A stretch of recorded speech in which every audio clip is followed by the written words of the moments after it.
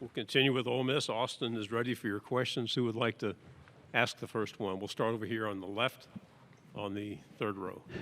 Hey, Austin, been a few weeks. Yes, sir. Manning Passing Academy, AP Stidham of AP as we see it. Austin, how can you be successful in a Lane Kiffin passing offense? What are the things that you need to accomplish? Of course, with our tempo offense, we're moving so fast. So being able to process information at a quick speed, and also just preparation really goes into a lot of things. So just being so well prepared that you can know, you can identify every single defense that you see in front of you each and every play. You know what's going on in front of you. You know what to expect. Left side, fourth row. Hey, Austin, I know you were in the Manning Passing Academy with Lenora Sellers this summer. I'm just curious, as a fellow SEC quarterback, what's your evaluation of his talent as a player? And I feel like you guys are kind of in similar shoes in terms of where he was last year. I mean, his game speaks for himself. He's definitely a unique player. He's pretty. He has a great size on him, obviously. He's a great runner. He's a great passer. So he's really just good all around.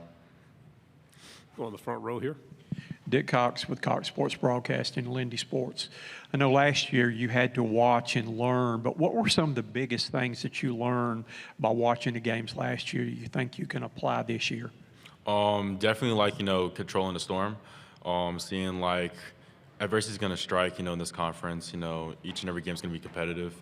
And obviously, seeing how Dart, just handled each and every type of adversity you face throughout the game, if you throw an interception or something like that, just really just stand calm and not freaking out.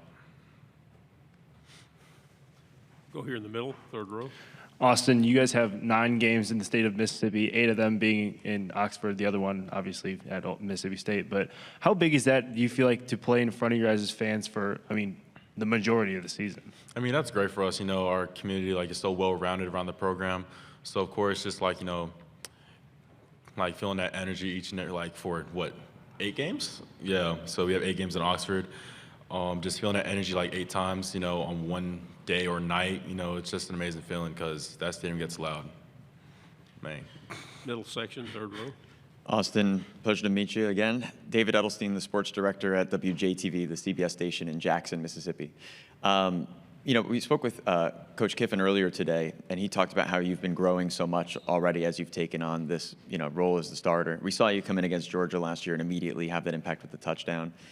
When you're following up, Dart, not that you're in a shadow or anything, to be clear, but that you're making your own kind of play and offense and everything, what's the process for you to work with the coaches that are returning and find your style and find the way that the offense can work for you at the same time as you're following up something that's been really successful for a while and you want to play into that as well? I really think it all comes down to the offseason, just building that chemistry, on and off the field with your players. You have so many new faces coming in.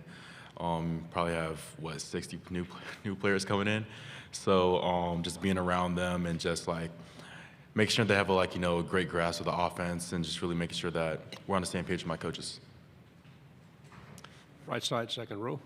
Alex Byington on 3. Kind of along those lines, Lane mentioned there is inherent pressure to follow Ole Miss all-time leading passer in that role. What pressure do you kind of put on yourself, and then how do you deal with that going into the season? I don't really put any pressure on myself, I just think that I just have to just forge my own legacy rather than just keep on building off from what Jackson did and his success. I just have to play my own game and just keep on going and growing as a player. Front row. You're stepping into the spotlight this year in your role there. What's the most important thing you'd want people to know about you when they see you?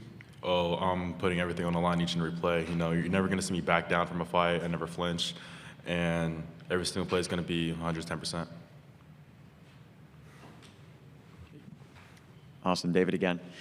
Where do you get your confidence from? When it was a memorable moment for me, and I think many fans, to see you come in against Georgia, and it wound up being such a crucial touchdown. Where do you get your confidence from, and what are you focusing on right now on how you want to improve heading into this season? I definitely say the confidence comes from being from South Florida. I'm from Miami, and just being Miami's pretty known for having all those great athletes coming out. Jeremiah Smith, he's from Opelika. I live like 20 minutes from him. And really just being around like those top dogs, you know, and just competing with them at a high level, that just built confidence on its own, and I just take it to college. But as far as like preparation, what I want to get better in, I'd just say everything when it comes to like my quarterback play, you know. There's not one thing I want to leave out, and just really want to make sure that my game is close to perfection by the time the first game is. Yes, sir. Stay on the middle. Thanks. Just to follow up on that too, Austin. For you coming in, a lot of players in this world that we're in now don't want to be a backup quarterback, and not that anyone wants to be the backup, but they, you know, there's opportunities for guys who are as skilled as you to go start somewhere else. Why did you choose to, you know, be there through a year like last year where there's already an established quarterback, learn and get to the point now where in a world of transfer portals and NIL and I can go anywhere, that you stayed and now you're going to be the starting quarterback having already a year under your belt, seeing this past very successful season? I mean, because of like the unique like recruitment I had, you know, coming in, I was a 2025 recruit, so this is technically supposed to be like my true freshman year, if you really think about it. But I think just like taking time, like just like learning and just like seeing everything in front of me and like really just seeing like how Dart, you know, prepared and stuff like that. And also just, you know, baseball is also a factor too because I was playing 2 sports there. So that's always just been like, you know, my main goal is just like learning and progressing as a quarterback. Left side, third row. Austin, every year there's usually a surprise with a team, maybe offense, defense. Is there anything that you can share with us that might be a surprise with this Ole Miss team? I'd say this team is very competitive. You know, we talk a lot of smack when it comes to like, you know, OTAs and stuff like that. Even when it comes to like runs, like we always talk a little smack, and basically we have guys out there going 110% each and every rep, and like that's what I love about this team. This team doesn't back down, but I just can't wait to see like how we handle adversity, you know, during games and seeing like how like we just respond. Right side, second row. Austin, how have you, Tyler Combs, 24/7 Sports, how have you seen Caden Lee kind of grow from 2023 to now, and what are your expectations for him? I mean, he's a very consistent player. I'll tell you that right now. You know, he's always in the right spot. He's always doing the right thing. You know, I mean, the stats speak for itself. He had 0 drops last year, over 900 yards, and then we have some other top dogs coming in as well. You know, just like filling those spots of what we lost this past season. So seeing like, you know, him as an overall player, like I just can't wait to see what he's going to do this season. Final question, right side, fourth row. Jada Ferris with WAFB in Baton Rouge. The last few times y'all have played LSU, it's come down to those last-minute plays. How are y'all working to protect early leads as the season comes? So I think it's just like, you know, it all like just comes down to just what type of mindset you're going into the game with. You know, just like, are you out there just wanting to like just be out there, or are you going to dominate? I'd say, you know, just always like being on your craft. And also, I come from like a big rivalry game back in high school. We played in the Mug Bowl. That's between Pahokee and Glade Central. So I'm always really familiar like with those type of games, and I just can't wait to play. Thank you very much, Austin. Good job. I appreciate y'all.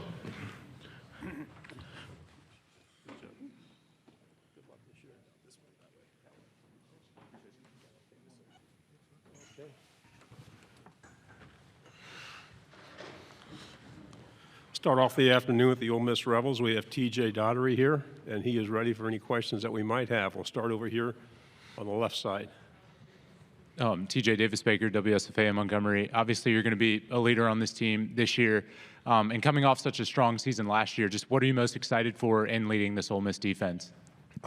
Just like you said, being a leader, so being able to set the standard, you know, showing the team that there's no drop-off, showing everybody else there's no drop-off, and being able to just be exciting and bring that Landshark defense to full effect. In the middle, fourth row.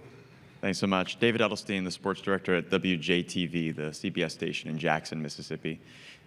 Looking forward to this season. A lot of changes like there are in college football every year now. Transfer portal, Ole Miss has been a great team at taking advantage of that. What do you think it takes in a year like this, especially where on both sides of the ball so many people have left because they've gotten drafted? They've not just because they've transferred, but because they've been recognized for their talents at the NFL level. What does it take to keep that same high expectation to make the college football playoff in a season like this with new teams? Guys like me, Austin, and Caden Lee, who were here last year and years before that, who knows the standard in and outs of Ole Miss football and how to be an Ole Miss football player. So guys like us being able to take that next step and be a leader on and off the field for new guys, young guys, I think that's the biggest key to keep that component and keep the standard of how it is. We'll stay here in the middle, fourth row. Thanks again. Being here, we're connected to the College Football Hall of Fame, literally just a building over. I was talking to someone earlier, and they were saying Coach Kiffin is kind of on track to maybe be in here one day, not just walking around, but enshrined. What makes him the right leader for this Rebels team in your eyes, a guy who sets that standard that you just talked about? Him being himself every day. I think Kiffin never tries to be anyone else or anything for the media or anybody. I think him being himself is huge for us because he shows that him being himself is perfect and just good enough, and him setting the example for us every day. On the right side, third row.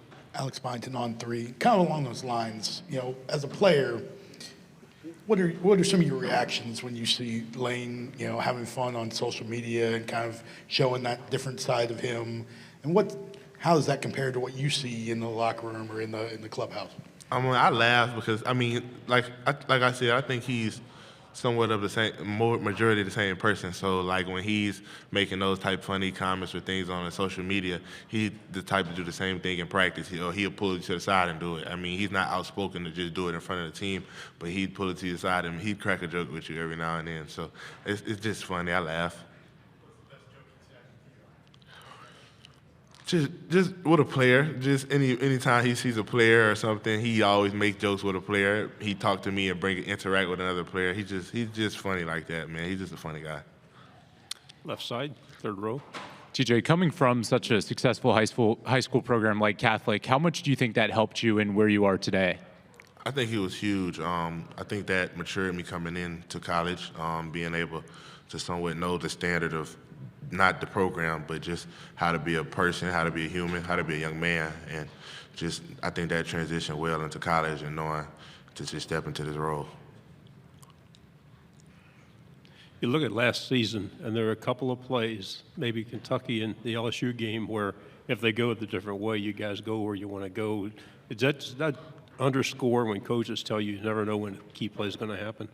Say that again, I'm sorry. Does that underscore when coaches tell you never know when a key play is going to happen, so you have to go all out every play? Definitely.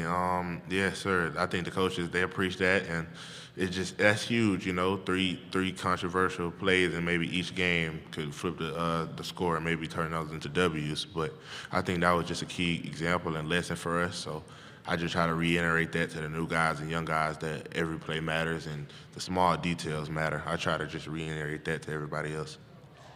Left side, third row. Hi, TJ. AP Stedham, AP as we see it. I stepped out, so hopefully this question wasn't asked. What have you learned from Pete Golding as a defensive coordinator? Did you answer that question yet? What about Pete What Golding? did you learn about Pete Golding as a defensive coordinator? He's really intelligent. He's really intelligent, and I know you don't know, but if you were to see our schemes and the type of things we run, you'd think we'd be running a lot. But he simplified it to where so many coverages are somewhat the same or have somewhat details that are the same, to where all of our coverages and schemes, it may seem like a lot, but he simplified it. So just the intelligence of the game, him being able to teach that. A lot of coaches can have all these schemes and not be able to teach it to the players, but him being able to put that from the board into these players' minds is huge. In the middle, third row. For playing in practice, getting a chance so far leading up to the season, what's it been like going up against Simmons if you've had that opportunity? It's been good. It's been awesome. Just watching him develop and grow, just seeing him take steps, even from the spring to now in the summer, watching him take a huge step, leadership, and just ability. I think him being comfortable. I'm watching him get more comfortable day in and day out, and the throws he's making are miraculous. So just watching that is awesome. He's awesome. He's great. He'd be a great opponent to go against. But I'm glad I get to play against him and just make him better in practice. Yeah, sure. How does Simmons so far, as a younger guy, we saw what he did against Georgia last year, coming in when Dart had to go out and right away to a crucial touchdown. How does he make you guys as a defense better? His ability. I think, like you said, his ability, like, that was just a flash of his ability. So even though him being a young guy and him not having, like, major experience, his ability has been great, and that challenges the defense with the throws he makes, like, let alone him having to be a leader or just being older. Like, the throws he's making out there are just crazy. So that's probably one of the biggest ways he's challenging us. Sure. Take the microphone if you would, please. Of course. Thank you. Rapid fire questions here for me. I appreciate it. You guys, with the expanded college football playoff last year, came in 13th overall in the national rankings, which is one spot away. How do you guys what is your mindset heading into this year? Want to make it to the top 12, but knowing that you were literally right on the doorstep, maybe a chip on your shoulder. Like, in your own words, how would you describe what that mindset is, even with the changes on the roster that you talked about?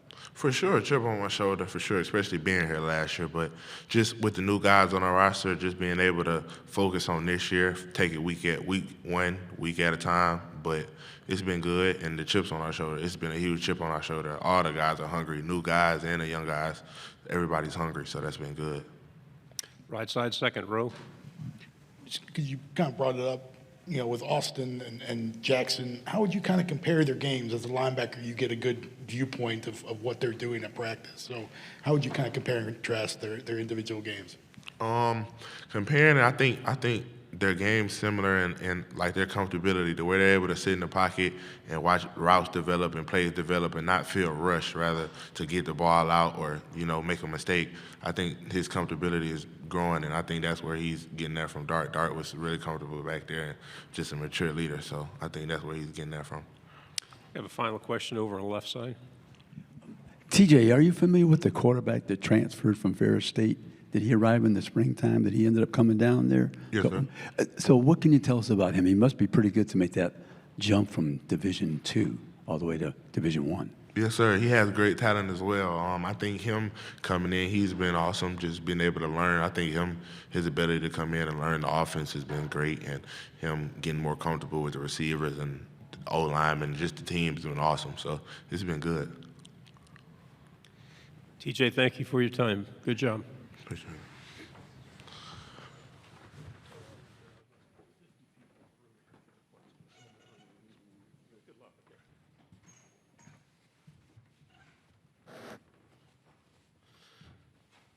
You have to like a man who's early. Caden's a little bit early, but we're ready to go with him. Last year, you always have coaches tell you never know when a single play can determine a game, and there are a couple of games, Kentucky, maybe LSU, where if you made one key play, you might have played for everything. So is that just a great example of you never know the key situation? Yeah, it's definitely a good example of you never know which play is going to matter. It could be the first play, it could be the last play of the game, it could be the 59th play. So just treating every play like it's the best play of the game is very important. Middle aisle. Dan Peck, ESPN 106.7 in Auburn. What do you tell people about Coach Kiffin, playing for him, and maybe things about him that folks wouldn't expect because they don't get to see him the way you do? Yeah, if you want to see Coach Kiffin and his natural form, you'll come to his practice, you'll be listening to Taylor Swift mid-practice, and he'll be having coaches do receiver drills, falling down, and all type of stuff. It's just a really good environment. Alex Byington on three. Kind of along those same lines, Lane's known for his alpha personality on social media and jokes. He was talking today about some of the back and forth with Hugh Freeze and some of the other coaches. As a player, what are some of your reactions when you see that, and what kind of interactions do you have at practice with him along those same lines? If you're in Oxford, Mississippi, and we're over summer and it's raining outside and you just need something to laugh at, you go to Coach Kiffin's page and you'll see him on a boat fishing, tagging Coach Freeze, and it just gives you a laugh. Like, why is he doing that? So just being able to just ask him about it later, like, hey, Coach, why'd you do this? And he kind of explains it to you. It's awesome. Yes, sir. On third row. Nice to see you again. I'm David Edelstein, the sports director at WJTV, the CBS station in Jackson, Mississippi.